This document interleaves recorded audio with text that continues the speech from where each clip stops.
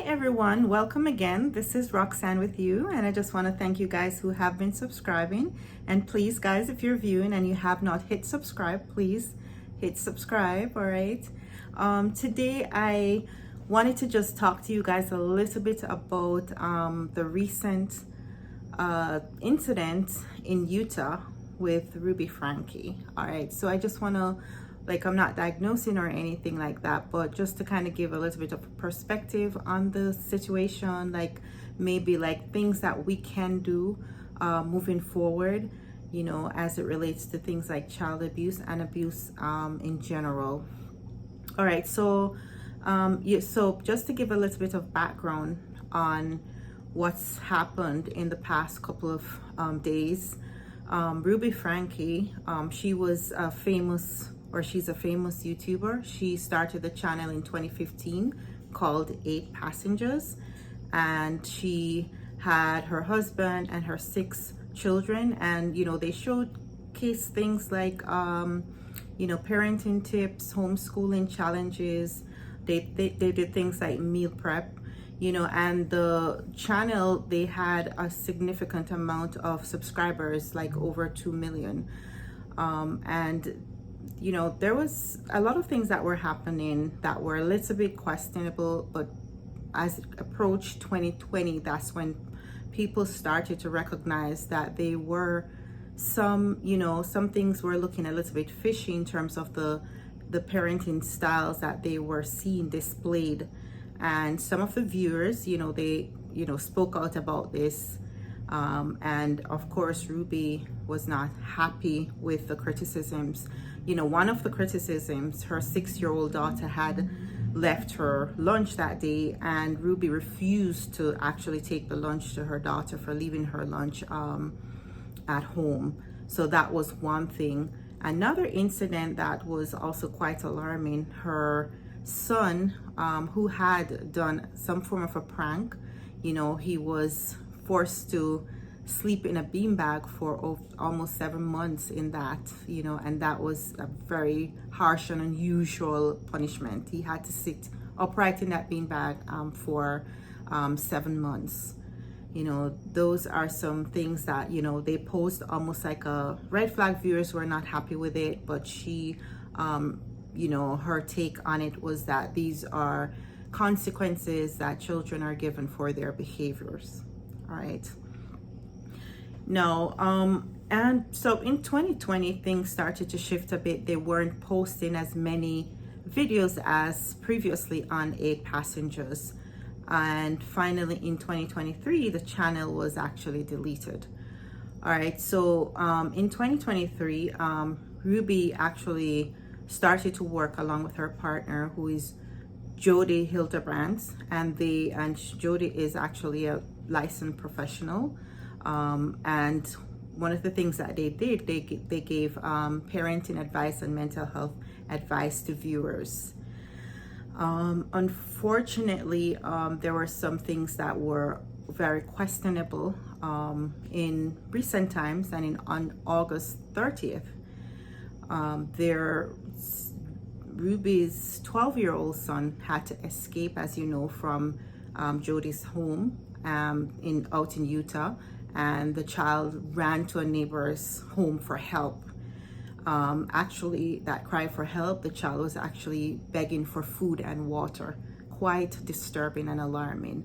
That neighbor, who recognized immediately that something was wrong, the child looked grossly malnourished, and the child also had duct tape on their wrists and their ankles as well. So there was significant amount of duct tapes. Now the neighbor immediately called law enforcement, and there was another child. That child had to be taken to the hospital, and again there was the 10-year-old little girl who was also suffering the same way, malnourishment, and there were definite signs of abuse. And the other children were also taken in to be investigated to see what was happening. But both Ruby and Jody were arrested and they were charged for child abuse. Now, this case is extremely disturbing. One of the things, this is something that's happening all around us all the time. The incidences of abuse with children, with those who are disabled, those the vulnerable population, those who are senior citizens or those who are seniors, and just in general, abuse in and of itself, it's so wrong, and it's just happening a little bit too much. There are so many cries for help for persons who are in these situations, and sometimes it really takes it takes a while for things to come out into the light, especially when you think about what happened in this situation. One of Ruby's eldest daughter, she posted on social media, there was a sigh of relief for her. She was very thankful that this had finally happened. Her words were finally.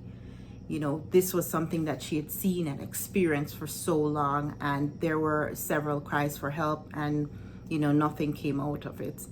So as she said on that post as well, she said there's going to be a long road for healing. There's a long journey ahead for them, but they were relieved. And other family members actually said the same things. They were relieved that, Ruby was taken away. This is just happening so frequently. It's so sad. It's very disturbing to see these things. But one of the things that we can actually take, especially as whether we're mental health professionals, whether we're teachers, whether we're the neighbors, whoever we are, we have to make ourselves available, just like that neighbor. And we have to shout out to that neighbor in Utah who actually called law enforcement. It could be another neighbor who would have seen this, seen the child with the duct tapes and crying for help, actually begging for water and food. Another neighbor could have just given that child the water and food, and pretty much started to mind their own business and send the child away to continue living in abuse. No, this speaks a lot for good neighbors. And a good neighbor is just about anyone around you. It really is charging everyone. We have to be a lot more alert. We have to ensure that we're looking out for each other. I know we're in a mind your own business society where people are just caught up in their own worlds. But listen, we have to get to a place where we're actually feeling each other's pain a little bit more. There were several cries for help, obviously. There were sighs of relief within that particular family, which says something. This was happening for a long while, and people were not listening for whatever reason. But one of the things that happened is that this neighbor went another step further. They saw the duct tapes, but they also saw the need to call law enforcement. And I think we have to ensure that we're taking things a little bit further. The duct tape might be not necessarily a physical duct tape. It can be seeing the emotional signs in your friend, in somebody who is a co-worker, seeing something that it's not visible, but you could see the emotional pain, the cries, the tears, and you could be that neighbor. Just like that neighbor in Utah who took things a little bit further. Maybe it's accompanying that friend, that neighbor, that somebody else who is experiencing some form of abuse, whether it's emotional or physical, but you're actually taking things and offering support. And this is the change that we really want to see happening in our society today. It's just being that good neighbor. That person in Utah was, be that good neighbor, be more alert and aware. Don't ignore the signs. Sometimes you will, be in a position where you need somebody to actually see your pain and help you through. It could be fear, worry, and doubt. Imagine those children who are so vulnerable and are going through such a horrible pain for years, and hoping that, you know, an adult or someone in authority would help them, would, you know, would see their pain and would, you know, get them out of that situation. And, you know, this could be just for anyone.